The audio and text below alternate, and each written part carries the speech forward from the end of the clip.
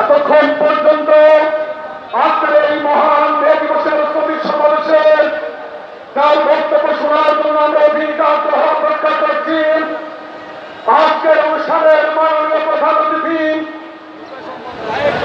বাংলাদেশের সংস্কারের জন্য একটি দফা দিয়েছেন।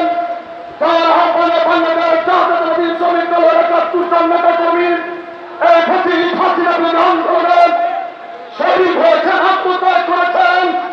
সেই প্রিয় নেতা আজকের অনুষ্ঠানের মাননীয় প্রধান অতিথি বাংলাদেশ জাতীয়তাবাদী দলের মাননীয় ভারপ্রাপ্ত চেয়ারম্যান জনতা জনাব তারেক রহমান প্রধান অতিথির বক্তব্য নিয়েছেন। বক্তব্য রাখার জন্য অনুরোধ জানাচ্ছি বাংলাদেশ জাতীয়তাবাদী দলের সম্মানিত ভারপ্রাপ্ত চেয়ারম্যান আমাদের রাজনৈতিক অভিভাবক জনতা জনাব তারেক রহমান। জনাব তারেক রহমানকে বিনীতভাবে বক্তব্য রাখার জন্য অনুরোধ জানাচ্ছি।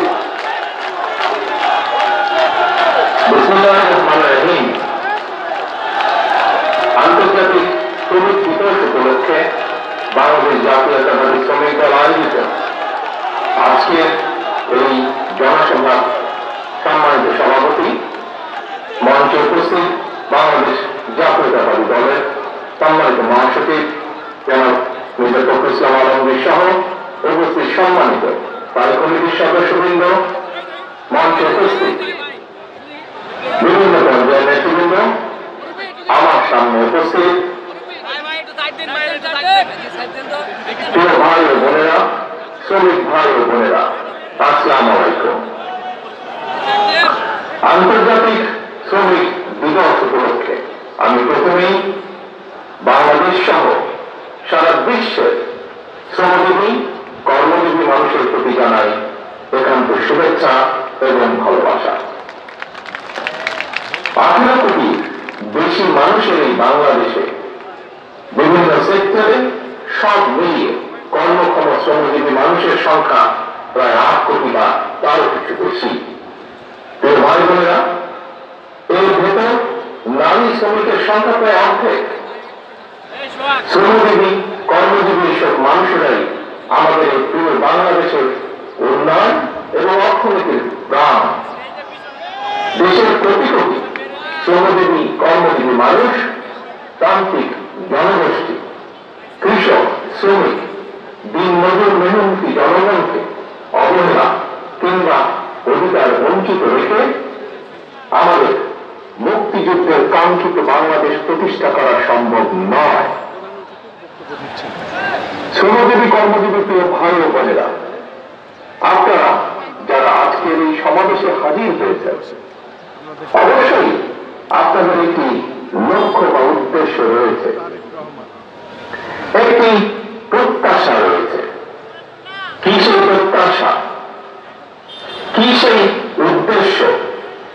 সেটি হল এমন একটি গণতান্ত্রিক রাষ্ট্র, সরকার, সমাজ ব্যবস্থা, আপনাদের আমাদের প্রত্যেকের প্রত্যাশা, এমন একটি কর্ম পরিবেশ আপনাদের প্রত্যাশা, যে রাষ্ট্র এবং সমাজ আপনাদের প্রত্যাশা এবং প্রাপ্তি নিশ্চিত করবে। মাথার ঘাম পায়ে ফেলে উৎপাদন উপার্জন করার পর আপনারা শ্রমের ন্যায্য মূল্য পাবেন।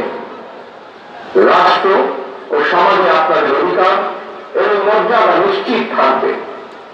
এমন একটি গণতান্ত্রিক রাষ্ট্র, সরকার, সমাজ ব্যবস্থায় আপনাদের সহ আমাদের সকলের প্রত্যাশা। এমন একটি বাংলাদেশ প্রতিষ্ঠিত হলে আপনারা ভালো থাকবেন, আপনাদের পরিবার ভালো থাকবে, বাংলাদেশ ভালো থাকবে। আপনারা ভালো থাকলে দেশ ভালো থাকবে, দেশ এবং জনগণ ভালো থাকলে দেশে জনগণের অধিকার প্রতিষ্ঠিত থাকলে কেউ বাংলাদেশকে তাদের রাষ্ট্রে পরিণত করতে পারবে না।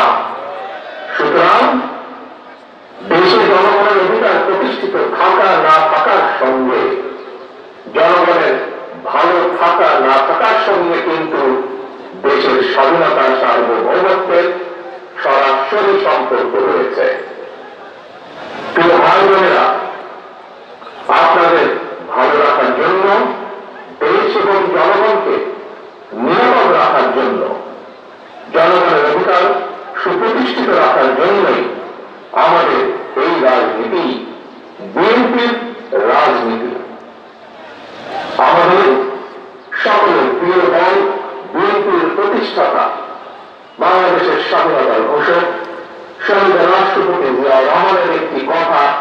এই ক্ষেত্রে আমি স্মরণ করতে পারি। শহীদরা বলেছিলেন, আমাদের রাজনৈতিক দর্শন হল জনগণের কল্যাণে কাজ করা। প্রিয় ভাই বোনেরা, জনগণের রায় বিএনপি অনেকবার রাষ্ট্র পরিচালনার দায়িত্ব পালনের সুযোগ পেয়েছে।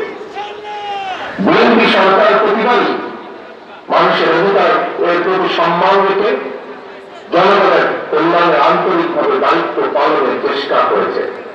এই কারণেই কিন্তু বিএনপির নেতাকর্মীদেরকে কখনোই দেশ ছেড়ে পালিয়ে যেতে হয়নি। প্রিয় ভাই ও বোনেরা, গত 1.5 দশকে স্বাধীন বাংলাদেশকে পরাধীনতার শৃঙ্খলে আবদ্ধ করে ফেলা হয়েছিল। দুর্নীতি, দুঃশাসন চালিয়ে পলাতক স্বৈরাচার জনগণের স্বাধীনভাবে বাঁচার অধিকার, ভোটের অধিকারকে কেড়ে নিয়েছিল, জনগণকে করেছিল ক্ষমতাহীন। হাজারো শহীদের রক্তের বিনিময় বীর জনতার গণ অভ্যুত্থানে 5ই আগস্ট ফ্যাসিবাদের পতন ঘটেছে। কিন্তু ফ্যাসিবাদের পতন হলেও আজও জনগণের গণতান্ত্রিক রাজনৈতিক অধিকার এখনো সম্পূর্ণভাবে প্রতিষ্ঠিত হয়নি এবং এই কারণেই শ্রমজীবী কর্মজীবী মানুষ এখনো তাদের নির্বাচিত প্রতিনিধিদের মাধ্যমে নিজেদের দুঃখ দুর্দশার কথাগুলো সরকারের কানে পৌঁছে দেওয়ার সুযোগ পাচ্ছে না। প্রিয় ভাই বোনেরা, এই ক্ষেত্রে আমি আপনাদের সামনে একটি উদাহরণ তুলে ধরতে চাই। আপনাদের নিশ্চয়ই সকলে কম বেশি জানা আছে, এবছর আলু চাষের সঙ্গে যারা জড়িত ছিলেন আপনারা সকলেই কম বেশি জানেন, দেশে কিন্তু এবছর বার্ষিক চাহিদার চেয়েও বেশি আলু উৎপাদিত হয়েছে। আলুর বাম্পার ফলনের কারণে কৃষকের মুখে কিন্তু হাসি ফোটার কথা ছিল, অথচ আলু উৎপাদন করে কৃষক ভাইরা এখন বিপাকে পড়েছে। একদিকে আলু উৎপাদনের খরচ ছিল দ্বিগুণ, অপরদিকে উৎপাদিত আলু সংরক্ষণ করতে গিয়েও কৃষক ভাইদেরকে দ্বিগুণ খরচ করতে হয়েছে। শিল্প কারখানা, গার্মেন্টস সহ প্রতিটি সেক্টরে শ্রমজীবী কর্মজীবী মানুষদেরকে এই ধরনের বহুবিধ সমস্যা মোকাবেলা করতে হচ্ছে। আরো একটি বিষয় আপনাদের সামনে আমি উল্লেখ করতে চাই, সেটি হল ফ্যাসিবাদী শাসনের অবসান হওয়ার পর এবছর রমজান মাসে নিত্য প্রয়োজনীয় দ্রব্যমূল্য তুলনামূলকভাবে সহনীয় ছিল। এই জন্য আমরা আমাদের দল এবং জনগণের পক্ষ থেকে অন্তর্বর্তীকালীন সরকারকে ধন্যবাদ জানাই। কিন্তু প্রিয় ভাই বোনেরা, রমজান শেষ হওয়ার সাথে সাথে পুনরায় চাল তেলের দাম বাড়িয়ে দেওয়া হয়েছে। চাল তেলের দাম বেড়েছে, কিন্তু মানুষের আয় রোজগার কিন্তু বাড়েনি। তাহলে জনগণ এখন তাদের এমন ভোগান্তির কথা তার কাছে কোথায় কিভাবে বলবে? প্রিয় কৃষক শ্রমিক ভাই ও বোনেরা, দেশে এখন প্রতিনিয়ত সংস্কার নিয়ে শোরগোল চলছে। গণমাধ্যমের খবর কিংবা টিভির টক শো সবখানে সংস্কার নিয়ে আলোচনা। কিন্তু সংস্কারের যে এই এত কর্মযন্ত্র চলছে, এই কর্মযন্ত্রে দেশের শ্রমজীবী মানুষের কণ্ঠস্বর কোথায়? কৃষক শ্রমিকরা তো গ্রামীণ অর্থনীতির মূল চালিকা শক্তি, তাহলে তারা কোথায়? কার কাছে কিভাবে তাদের সমস্যা সম্ভাবনার চিত্র তুলে ধরবে? কে তাদের প্রতিনিধি? রাজনৈতিক দলের প্রতিনিধি হিসাবে আমরা মনে করি প্রান্তিক জনগোষ্ঠীর দুঃখ দুর্দশার সমস্যা সম্ভাবনার কথাগুলো যাতে রাষ্ট্র এবং সরকারের কানে পৌঁছে, এই জন্যই জনগণের প্রত্যক্ষ ভোটে নির্বাচিত জনপ্রতিনিধি, নির্বাচিত জাতীয় সংসদ এবং নির্বাচিত সরকার প্রয়োজন। কারণ জনগণের প্রত্যক্ষ ভোটে নির্বাচিত প্রতিনিধি, নির্বাচিত সরকার অবশ্যই জনগণের কথা শুনতে বাধ্য। জনগণের কাছে জবাবদিহিমূলক সরকার প্রতিষ্ঠার জন্য রাষ্ট্র, রাজনীতি এবং সরকারের সংস্কারের জন্য বাংলাদেশের পক্ষে রাজনৈতিক দলগুলোর সঙ্গে আলোচনা করে 2023 সালে বিএনপি 31 দফা সংস্কার কর্মসূচি ঘোষণা করেছিল।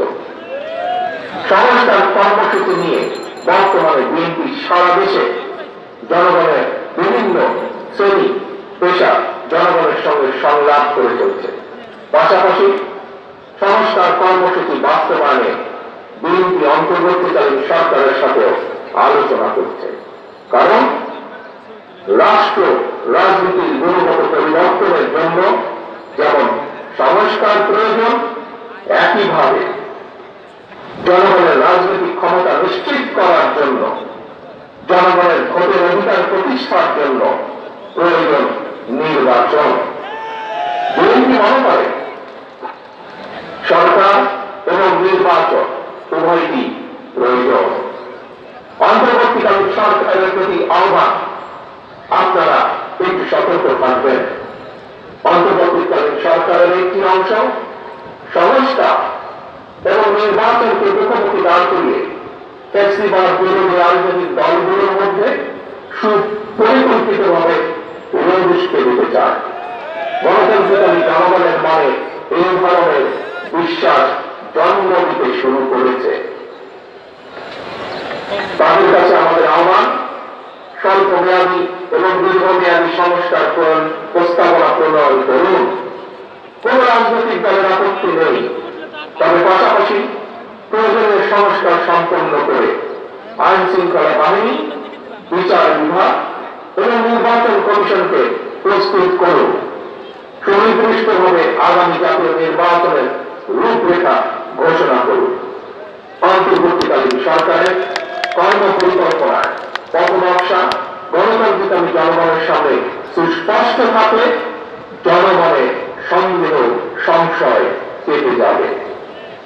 প্রিয় দেশবাসী, ফ্যাসিবাদ মুক্ত বাংলাদেশে জনগণের ভোটে জনগণের কাছে জবাবদিহিমূলক সরকার প্রতিষ্ঠার জন্যই বিএনপি সহ বাংলাদেশের গণতান্ত্রিক রাজনৈতিক দলগুলো অন্তর্বর্তীকালীন সরকারকে নিঃশর্ত সমর্থন দেওয়া অব্যাহত রেখেছে।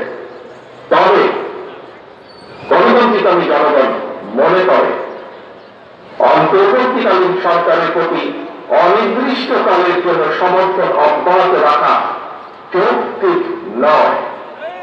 পলাতক স্বৈরাচার দেশে আর যেন মাথা চাড়া দিয়ে ওঠার সুযোগ না পায়, এজন্যই জনগণের কাছে জবাবদিহিমূলক সরকার প্রতিষ্ঠা অত্যন্ত জরুরি। ফ্যাসিস্ট কিংবা স্বৈরাচার হওয়ার মন্ত্র দেশের সংবিধান কিংবা দেশের আইনে লেখা থাকে না, বরং সংবিধান বা আইন না মানার কারণে ফ্যাসিবাদের জন্ম হয়।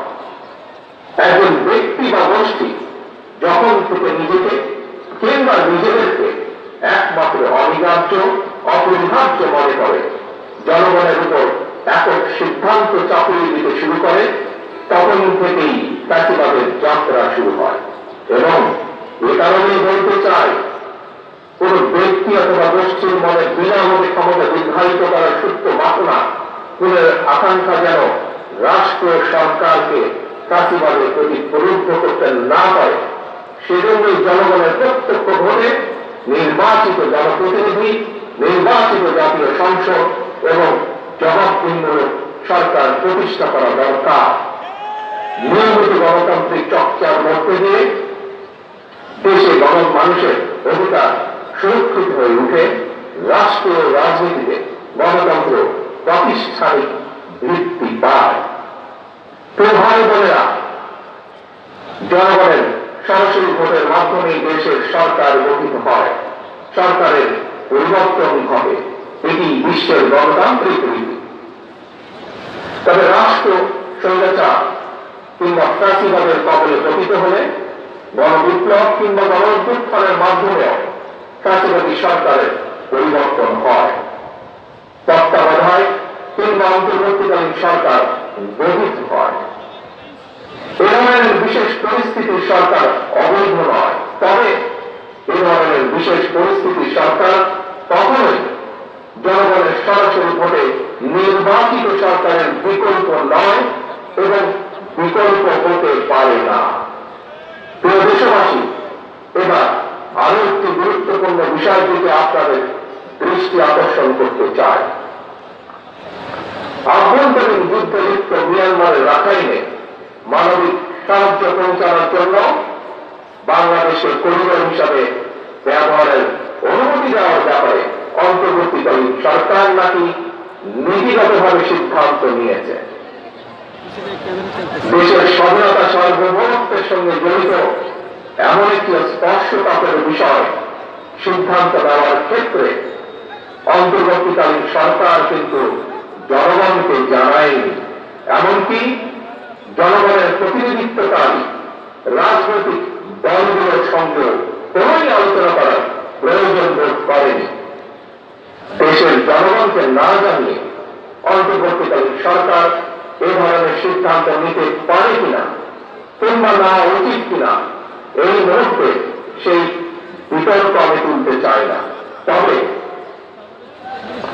দেশের স্বাধীনতা প্রিয় জনগণের মনে করে পরিবার, স্বাধীনতা প্রিয় জনগণ মনে করে পরিবার দেওয়া না দেওয়ার বিষয়ে সিদ্ধান্ত আসতে হবে জনগণের কাছ থেকে। সিদ্ধান্ত আসতে হবে জনগণের প্রত্যক্ষ ভোটে নির্বাচিত জাতীয় সংসদের মাধ্যমে। এই ধরনের পরিস্থিতিতে গণতান্ত্রিক বিশ্বের দেশে দেশে এটাই নিয়ম, এটাই নীতি। আমাদের বক্তব্য স্পষ্ট, বিদেশিদের স্বার্থ রক্ষার স্বার্থে নয়, অন্তর্বর্তীকালীন সরকারকে সবার আগে দেশের জনগণের স্বার্থ নিশ্চিত করতে হবে। কারণ মিয়ানমার, ভারত, পাকিস্তান কিংবা অন্য কোন দেশ নয়, সবার আগে বাংলাদেশ। এটাই হতে হবে আমাদের, এটাই হতে হবে আমাদের একমাত্র লক্ষ্য। সারা দেশের শ্রমজীবী কর্মজীবী ভাই ও বোনেরা, আমি বিশ্বাস করি, বিএনপি বিশ্বাস করে, তৃণমূলের জনগণের রাজনৈতিক এবং অর্থনৈতিক ক্ষমতা ছাড়া শ্রমজীবী কর্মজীবী মানুষের ভাগ্যের পরিবর্তন সম্ভব নয়। শ্রমজীবী কর্মজীবী মানুষের অধিকার উপেক্ষা করে কোন রাষ্ট্র এগিয়ে যেতে পারে না। শ্রমজীবী কর্মজীবী মানুষের শ্রম, ঘাম, মেধার উপরে নির্ভর করে একটি দেশের উন্নয়ন এবং অর্থনীতির শক্তিশালী ভিত্তি রচিত হয়। দেশবাসী 19